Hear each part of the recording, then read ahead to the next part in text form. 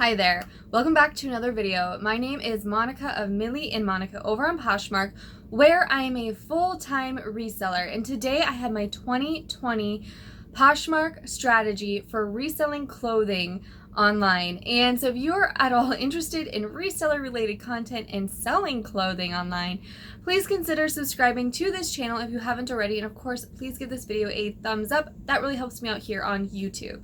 So I've never actually done this. I've never sat down and actually done a video on my Poshmark strategy, and I thought, well, what better time than a new year to do it? Because of course, you know, things change, strategies change, and as apps and things continue to, you know, have new features and such, our strategies change. So I thought I'd share my just my overall thoughts on Poshmark and how I go about making sales, consistent sales on the platform in this video. So to begin with, this is nothing new, and you've probably heard this over and over and over again, but consistency. And consistency really is, I feel like, my key to success on the platform. I've been full-time for 1.5 years, and I've been reselling for 3 years now total. But I definitely know once I got consistent with all the things I'm going to talk about is when I really started to see growth in my sales and the income I was able to make, and then able to go full-time. So these things, of course, that you need to be consistent with is listing, sharing, sourcing, sending offers, shipping, and for me now, cross-listing. And we'll talk more about that as we get into this video. So I'll break each of these things down, and I'm going to start with, of course, listing and relisting. So I list new items or relist stale inventory 5 to 7 days a week. Now, I like to shoot for daily listings, but there are always times where maybe I just can't list that day, and I give myself a little bit of grace, but really I try for that 5 to 7 days a week. Now, I don't really have like a daily set amount that I am working towards. I usually do a minimum of 5 up to 20 in a day, but really I'm looking at the week as a whole, and I'm thinking, okay, this week I really want to list 50 to 100 items. Now, usually for the week I have a different type of goal. I will maybe set a goal of 80 for the week or 100 for the week, or if I have something really, like I have several things going on, like maybe it's the week of Thanksgiving or the week of Christmas, or maybe I'm traveling for whatever other reason, I might have a goal of 50. So there are definitely seasons where, you know, I am working towards maybe 50 versus 100, and for example, in the summer, it's kind of a season of slower sales for many clothing retailers, not just like online, but stores, retail stores as well. Anyway, so in the summer, I am really pushing every week towards 100 listings. And I want to talk about a little bit the relisting. So for me, I do relist older inventory, and that is just deleting that old listing, but of course copying the description and the photos and creating a new listing for it. The reason for that is it creates or it pops the listing up into the just in category. It gets fresh eyes on it. I have a whole other video on just that topic, which I'll link down below. But let's just say I listed 50 new items and relisted 20. That would get me to 70 items for the week. 70 items that are going into that just in category on Poshmark, and that's really important to my consistency. So next would be sharing. So first we're just going to talk about sharing as in terms of your own items. For me personally, I share my own closet first. That is priority. So I keep around 1,000 items in my inventory that I have for sale on Poshmark, and so I share those items first before I'm resharing or community sharing. I like to share my closet 1 to 3 times a day, and again, I know there's kind of a variance there, but again, maybe it's the weekend, we're super busy, I can only share it once. Or maybe I'm out sourcing and I can only share it once, versus maybe there's days where I'm home all day and I can stop, have lunch, share my closet, etc. So I like to share morning, afternoon, and evening. That's kind of the ideal. But yeah, always starting with my own closet before I'm going into others, because there's a reason for this. And if you're not new to Poshmark, you know, but maybe you're newer and you don't quite understand the whole sharing thing yet. Poshmark is definitely a very social platform, but it's very important to share your own closet first because it boosts your items in the search. So this is an Anthropologie sweater. I actually did buy it on Poshmark. Let's just say I'm searching for an Anthropologie, or let's say you're searching for an Anthropologie sweater, and I just shared this one to the top of my closet. And simultaneously, you searched for an Anthropologie sweater. I shared this one. It was in your size. This one is going to pop up at the very top of that search feed. So because I just shared it, you're seeing it first. But maybe you have to scroll and scroll and scroll, and the ones toward the bottom are ones that were shared days ago. So it's really important to share your own items, at least for me. And that's what I find. Sharing my own items first is most important. Now, if you're concerned with sharing to parties, which I know at one point I was, this has definitely changed over the year, maybe try mixing it up. So, for instance, I guess I stopped really focusing on sharing to parties probably 6 months ago, and I haven't noticed really any change. When I first went full-time, I thought, oh my gosh, I'm home, I have to share these parties. If it's Anthropologie free people, Levi's party, I have to share to this party right away. You know, I need to stop what I'm doing and share to the party. And what I found is it really doesn't matter.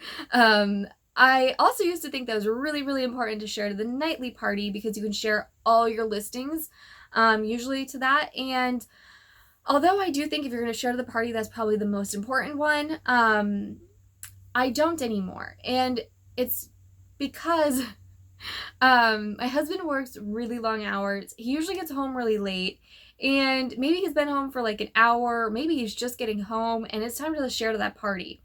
And I don't want to drop what I'm doing and be like, sorry, I gotta share to this party now. Like, it just wasn't working for us. And so I've kind of quit doing that. Again, I haven't noticed much of a difference. For you, maybe you know that sharing to those parties helps your sales. Great. I just have noticed that it really hasn't helped mine, or had much of effect. So if you're worried about sharing, I do want to touch on this. If you're worried about sharing, you don't have the time to share, maybe Poshmark is just your side hustle, or maybe you just don't have time for sharing your closet that much in a day, I would highly recommend Denali El Ducho here on YouTube. She has a video on hiring a virtual assistant. Check out that video if you're curious. I know I have actually hired a VA after watching that video. I currently don't have a VA, so a virtual assistant, but it can be a really, really great help and benefit if you're struggling with getting those shares in. It's definitely something I'll consider doing again in the future, but for the time, I am good where I'm at.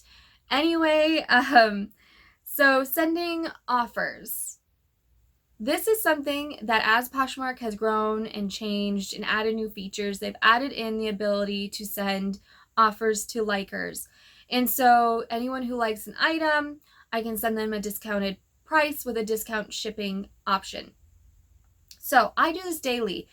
Some people only do it once a month, maybe once a week, maybe they do it once every 3 months. I do it daily. So I have found that sending offers to likers daily really helps me with having consistent daily sales. And that is just something I like as a full-time reseller. I do like having consistent sales. I like having that consistent income. And I like the ability to kind of reach and connect with a potential buyer who's maybe on the fence about something, and maybe they'll buy it if I send them an offer versus them never buying it. So I do send offers out 1 to maybe 3 times a day, depending on time. And I start with the 10 to 20% discount range. And then after a few months, if it's been sitting a while, then I move into 30 to 50% range. If I really want to move out and clear out some inventory, then I'll go to the steeper discount. And then also on the daily, I'm creating bundles for potential buyers. So if I am scrolling through my likes and I've noticed that there's a certain likers out there that have liked many different items, so let's just say they've liked 2 to 6 items, I will go in and create a bundle for them, and I'll leave them a little message and I'll offer them a discounted price on the bundle. I do this daily. So the more offers I send out, whether through, creating a bundle for them or the offer to likers, the more chance I have of actually selling something. So yeah, it's just something I have found works for me. It works for my business to do daily. And then shipping. I also like to offer, same day or next day shipping. I definitely feel like a lot of these things do feed into the Poshmark algorithm. I do believe there's a Poshmark algorithm. Most websites have them. But I think that shipping daily, maybe it helps in the algorithm, but it also really helps, get my money sooner from those sales, and it makes a happy customer. So who doesn't love same or next day shipping? So if I'm doing my shipping in the afternoon and a sale comes in the morning, I can ship it the same day. If it's a sale that comes in the evening or afternoon, I've already done my shipping, then it goes out the next day. Exceptions are weather. So I live in a state that can definitely get some weather, and maybe there's too much snow, maybe the roads are unsafe, I can't get to the post office. I don't do scheduled pickups for reasons it just didn't work for me. My mailman doesn't like walking up my walkway. He wasn't picking up my packages. There were issues. So I have to go to the post office if I want to do my shipping that day. And, sometimes weather conflicts with that.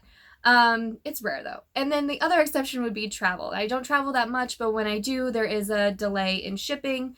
So that's kind of my shipping thoughts. And then also, I do keep shipping simple so that I can ship quickly. And because I just don't want to spend extra time making it fancy, I don't add in extras.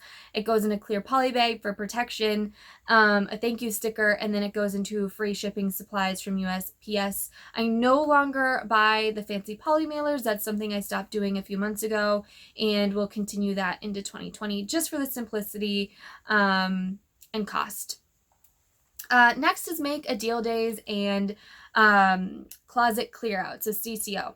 So make a deal days is when Poshmark, every once in a while, which is like at least once a week, says like, hey, like send out a bunch of offers to likers and, we'll award prizes.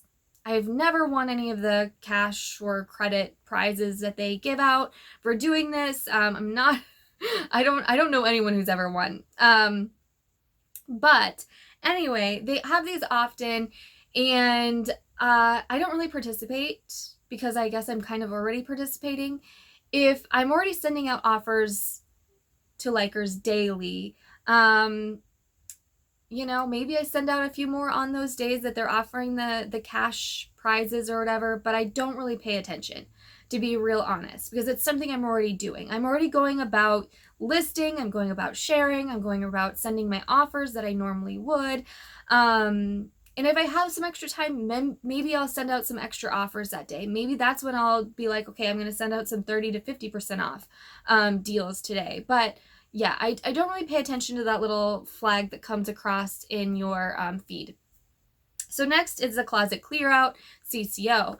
This is when you can actually drop the price of the item, and you have to drop it by at least 10%, I believe. And then Poshmark will offer or Poshmark will pay for the discounted shipping. So instead of the discounted shipping coming out from your pocket, it's coming out from Poshmark, which is really nice. But at the same time, I've been selling now for 3 years on Poshmark, and I think I've successfully done a CCO twice. So I mean, I know the reasons behind why it's really not worked for me, and that's because I am sending out offers regularly. And so if I've already sent out a 20% discount and I have just dropped it by 20%, if they didn't buy it before, they're probably not going to buy it during CCO. So I don't do those price drops very often. I will once in a while, and it's more so just to get that price drop to potentially get new likers in there to potentially buy it.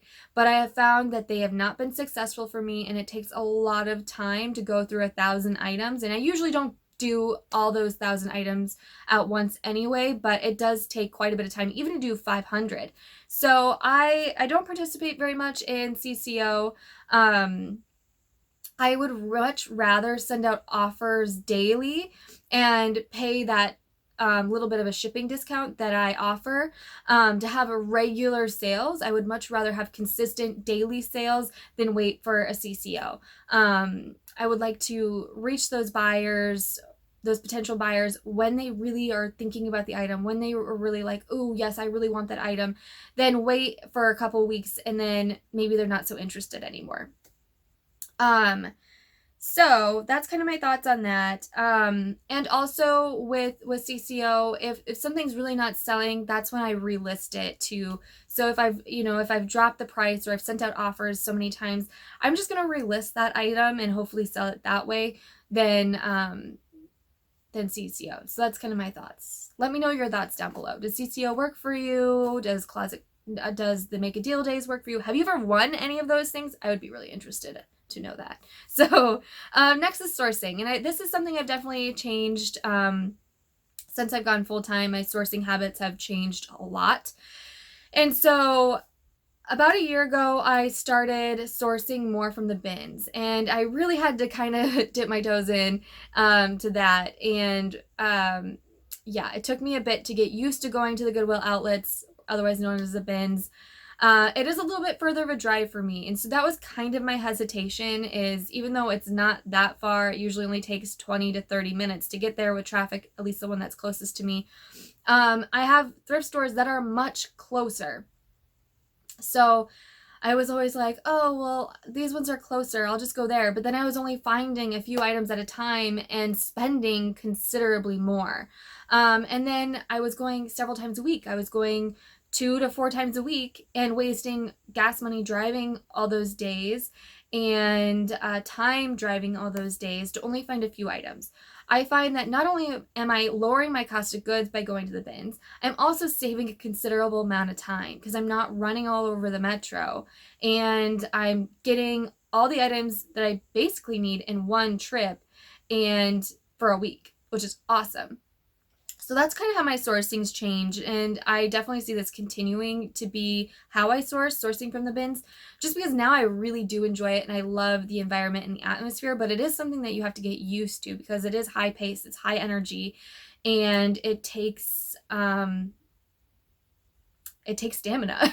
It really does. I think all sourcing does, but the bins is definitely a different experience. So next is, these are the extras.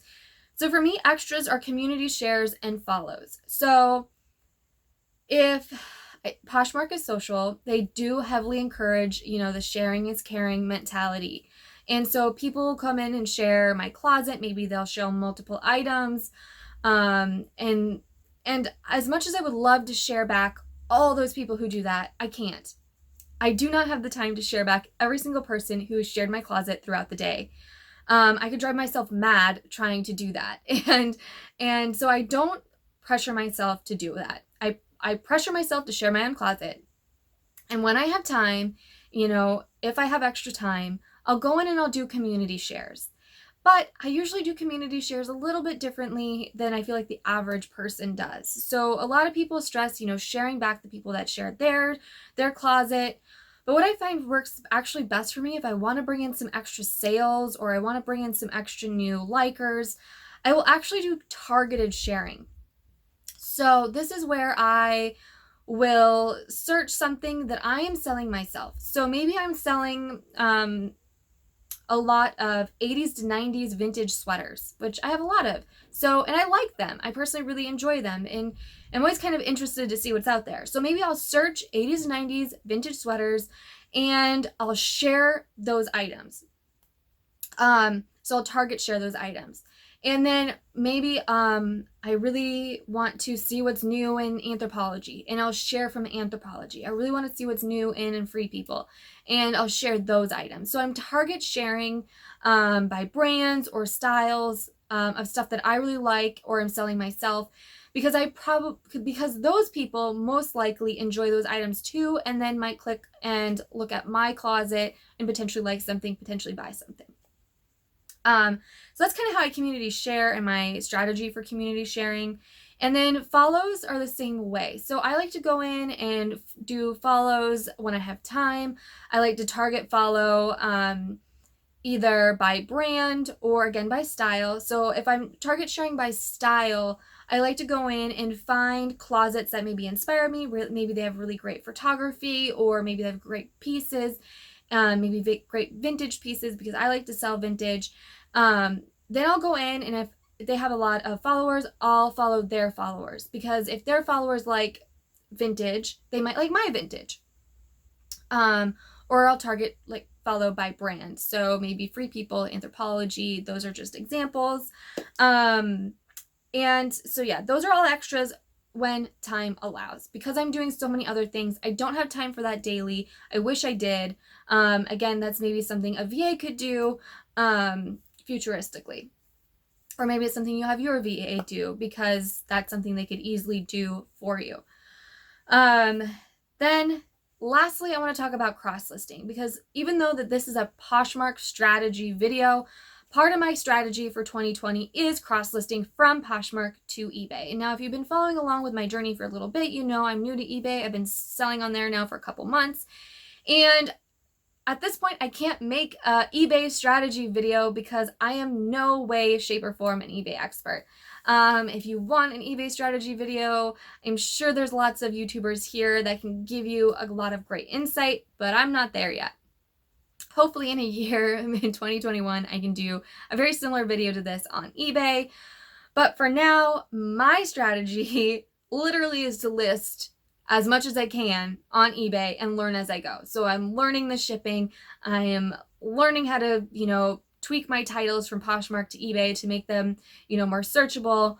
I'm learning all of that stuff, and it's been fun. It's working so far, but I definitely I'm excited to see the growth over there. So, why am I doing it? Well, as much as I love having 1,000 listings or 1,000 active items in this room that I'm filming in, I want to move those items faster. Around that 1,000 mark is really comfortable for me. It's really hard for me to expand over that. So I want to move these items quicker so that I can, make more money, etc. And really, I find that Poshmark is limited. Right now, it's not global. It's not global yet. It'll get there, but it's limiting in a sense that I can really only sell to the people that are on Poshmark. So I want to expand my audience. And I feel like eBay is the best platform for me to truly expand on, because it is so large. I am a part of the global shipping program right now, so I can reach a global audience that can help me, reach so much more people, move these items faster, and in turn make more income. So I will do a whole nother video on my 2020 financial goals, and as far as that is concerned, this is not necessarily that video, but it is part of my Poshmark strategy, because I want to move those items faster so I can get more items listed on Poshmark if they're moving faster out of my home. Yeah, so that's kind of my main strategy, my main thoughts. But if you have any questions or thoughts on anything that I've talked about, please feel free to leave them down in the comments below. I will try to answer them the best that I can. Yeah, so I hope you enjoyed this video. I hope you can take away some tidbits to help you with your own business, to help you grow and expand and make all the extra income that you're looking to make. And as always, I will see you next time.